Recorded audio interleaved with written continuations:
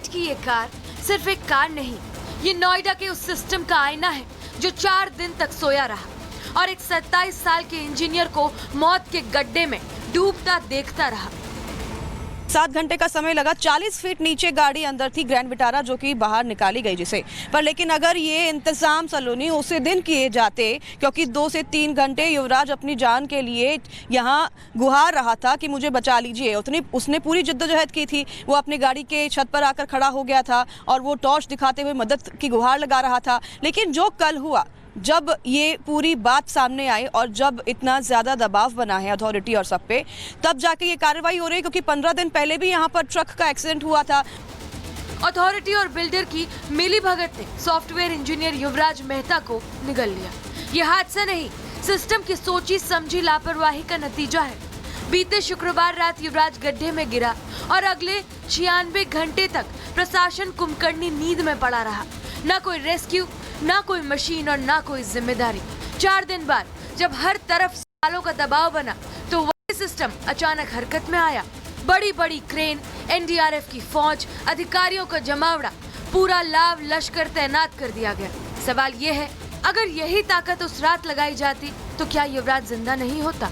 SDRF के chief खुद मौके पर डटे हैं, लेकिन जैसे ही सवाल पूछे गए तो जुबान लड़खड़ा गई, पैर कांपने लगे और कैमरे से बचते हुए वो मौके से खिसक लिए। 7 घंटे का समय लगा है सर, आप बोलना चाहेंगे सर उस दिन क्यों नहीं किया एनडीआरएफ की टीम ने कोई भी कार्य? सर आज 7 घंटे का समय लगा, 7 घंटे के बाद गाड़ी निकाली गई। उस दिन एनडीआरएफ की टीम के पास रिपोर्ट नहीं थी, क्या एनडीआरएफ की टीम लेट पहुंची थी? सर कुछ तो बताइए सर, कुछ तो बताइए सर, बाद में प्लीज एक बात तो बताइए सर। उस दिन एनडीआरएफ की टीम नहीं थी वहाँ पर सर, टीम लेट पहुंची थी, कुछ तो बताइएगा सर। सवालों के जवाब, एक जवाब तो दीजिए सर। उस दिन टीम नहीं थी हमारे पास सर। आज जैसे हमने गाड़ी निकाली है, युवराज को नहीं बचाया जा सकता था सर। सर एक बात बताइए, उस दिन आप टीम प्लीज आप प्लीज बात में। वही मामले की जांच कर रही एसआईटी की टीम के सदस्य मेरठ जोन के एडीजी भानु भास्कर कहते हैं कि 5 दिन में रिपोर्ट सौंपी जाएगी। एसआईटी को 5 दिन का मैंडेट दिया गया है। 5 दिन के अंदर हम लोग को सभी पहलुओं पर देख के इसका जवाब देना तय करना है कि किसकी गलती के कारण से या क्या हम लोग और कर सकते थे जिससे ये हादसा नहीं होता। ग्रेटर नोएडा के सेक्टर 150 के पास पानी से भरे गड्ढे में युवराज की कार 3 दिन तक डूबी रही। शीशे टूट चुके थे, सनरूफ की हालत खराब थी। कार बरामद होने के बाद अब साफ हो सकेगा कि कहीं कार में कोई खराबी के कारण तो यह हादसा नहीं हुआ। सूत्रों के मुताबिक एसआईटी कार की फॉरेंसिक जांच कराने की तैयारी में है, लेकिन सवाल यही है कि जब जान बचाई जा सकती थी तब सिस्टम कहाँ था? इस घटना के बाद लोगों का गुस्सा सड़कों पर है, उनकी जुबान पर प्रशासन की ढिलाई पर सवाल है। पुलिस उस चश्मदीद को भी धमका रही है जिसने युवराज को बचाने की कोशिश की। मैंने सच्चाई खोल दी तो प्रशासन पूरा मेरे पीछे लग गया कि इसको दबा लो किसी भी तरीके से, अब हम बच जाएंगे। ये कौन सा तरीका है जी? जेल में डाल दो, मुझे क्या दिक्कत है? साल 6 महीना काट लूंगा, लेकिन सच्चाई से नहीं जाऊंगा मैं।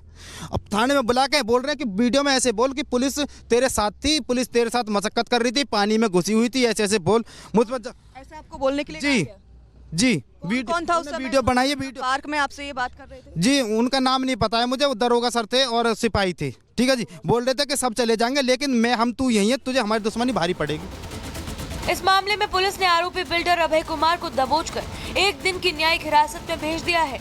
लेकिन क्या एक बिल्डर इस पूरे सिस्टम की नाकामी का जिम्मेदार है? 4 दिन में कार निकली, लेकिन सिस्टम की जवाबदेही अब भी गड्ढे में ही पड़ी है। सवाल सीधा है कि अगर 4 दिन बाद क्रेन आ सकती है तो उस रात रेस्क्यू क्यों नहीं किया गया? एनडीआरएफ की टीम उस रात युवराज को बचाने पानी में क्यों नहीं उतरी? बिल्डर पकड़ा गया, लेकिन उसे बचाने वाले अफसर अब तक सुरक्षित क्यों हैं? नोएडा का सिस्टम इतना थका हुआ क्यों है? या फिर यह थकान सिर्फ आम लोगों की जान बचाने में ही आती है?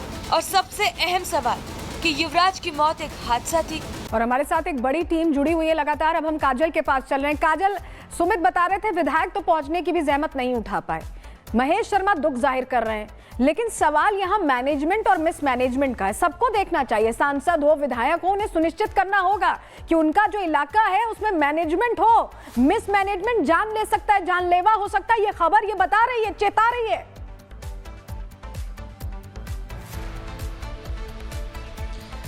जी बिल्कुल, कल महेश शर्मा ने बात भी की मीडिया से, तब उन्होंने कहा कि उन्होंने 3 बार चिट्ठी लिखी थी डीएम को, लेकिन डीएम ने इस पे संज्ञान नहीं लिया। अब सलोनी, आप खुद सोचिए कि अगर डीएम को चिट्ठी लिखने के बाद सांसद की नहीं सुनी जा रही है तो बाकी लोगों की कहां से सुनी जाएगी और आम जनता की सुरक्षा मुहैया कौन कराएगा।